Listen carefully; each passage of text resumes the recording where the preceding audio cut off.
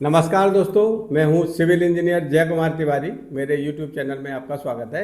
दोस्तों, आज का वीडियो बहुत ही महत्वपूर्ण होने वाला है उन लोगों के लिए जिन लोगों ने अपने लिए कोई भी संपत्ति, भूखंड या भवन किसी विकास प्राधिकरण में या उत्तर प्रदेश आवास एवं विकास परिषद की पूरे प्रदेश में किसी भी योजना में आवंटित कराया है, चाहे वो कभी भी आवंटित हुआ हो, लेकिन अभी उनकी किस्तें या भूखंड की कीमत की समस्त धनराशि विकास प्राधिकरण में या आवास विकास में जमा कराने में वो सक्षम नहीं हो पाए हैं।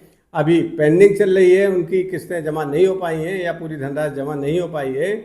तो आपके लिए ये वीडियो, ये सूचना बहुत ही महत्वपूर्ण होने वाली है, क्योंकि उत्तर प्रदेश सरकार अब आवास एवं शहरी नियोजन विभाग के माध्यम से सभी विकास प्राधिकरणों में और उत्तर प्रदेश आवास एवं विकास परिषद की सभी योजनाओं के लिए, और अगर किसी बिल्डर का या किसी ऐसे व्यक्ति का जिनका नक्शा पास कराया गया है और उसकी धनराशि भी अभी विकास प्राधिकरण में पूरी जमा नहीं हो पाई है, पेंडिंग है, देयता बाकी है, तो उनके लिए भी, इन सभी के लिए, सभी आवंटियों के लिए, संपत्ति के आवंटियों के लिए, चाहे कोई छोटी संपत्ति हो या बड़ी संपत्ति हो या किसी मानचित्र का शुल्क आपका पेंडिंग चल रहा हो, उन सभी के लिए उत्तर प्रदेश सरकार एक मुश्त समाधान योजना या वन टाइम सेटलमेंट स्कीम लाने वाली है, जिसको हम OTS भी कहते हैं।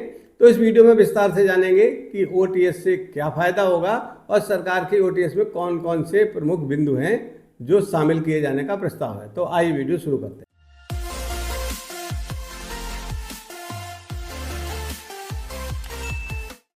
दोस्तों, आवास एवं शहरी नियोजन विभाग की एक मीटिंग में माननीय मुख्यमंत्री जी ने सभी अधिकारियों को निर्देश दिए हैं कि जितने भी संपत्ति के आवंटन से संबंधित देयता बाकी है, पब्लिक के द्वारा, लोगों के द्वारा भूखंडों की कीमत नहीं जमा की जा रही है, उनके लिए एक सरल और पारदर्शी एक मुश्त समाधान योजना या वन टाइम सेटलमेंट स्कीम जल्दी से जल्दी बनाई जाए।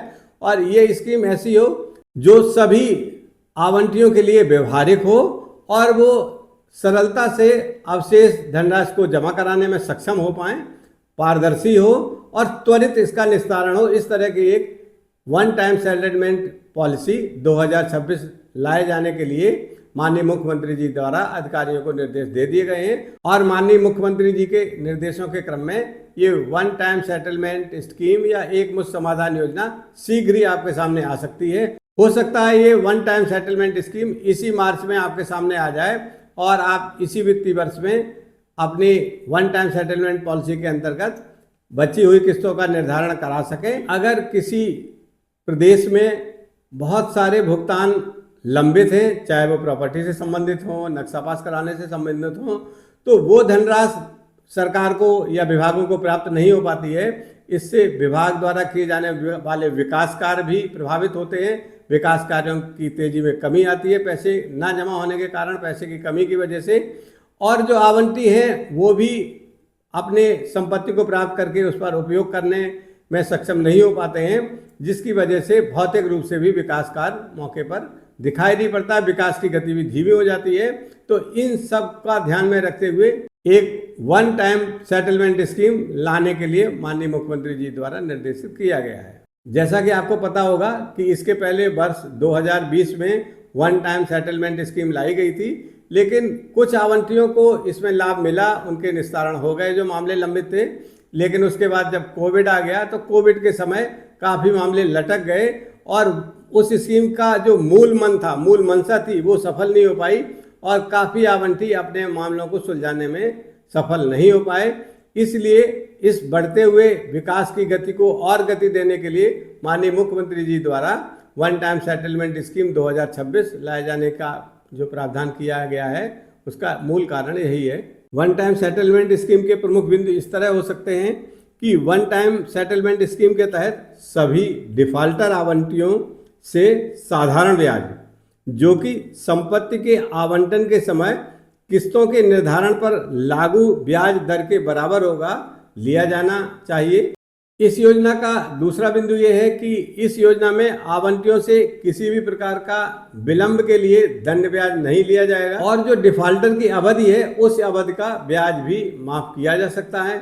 इस स्कीम के अंतर्गत जो समाधान है वो तेज, पारदर्शी और सभी के लिए एक समान रूप से लागू होगा, चाहे आवंटी छोटी किसी संपत्ति का हो या बड़े किसी भूखंड के संबंध में देयताओं का हो, सबके लिए पारदर्शी और बराबर अवसर इसमें प्राप्त होंगे। सरकार की ये मंशा है कि आवंटी को ये लगे कि हमें कुछ इसका राहत से भरा हुआ समाधान मिल रहा है हमारे आपसे इसकी धनराशि को जमा करने के लिए।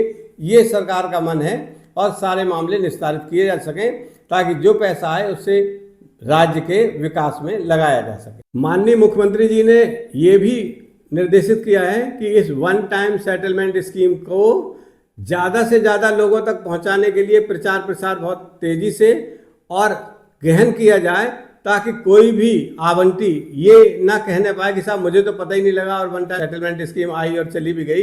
इसका प्रचार प्रसार भी इस तरह किया जाए कि कोई भी आवंटी बचने ना पाए वहां तक सूचना पहुंचने से।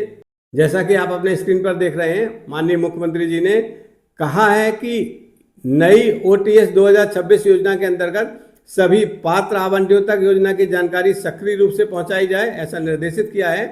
व्यापक प्रचार प्रसार के माध्यम से यह सुनिश्चित किया जाए कि अधिकतम लोग योजना का लाभ उठा सकें। योजना की पूरी प्रक्रिया ऑनलाइन, पारदर्शी और उपयोगकर्ता के अनुकूल होनी चाहिए, ऐसे निर्देश दिए हैं और अब ये योजना शीघ्र ही आपके सामने आ सकती है।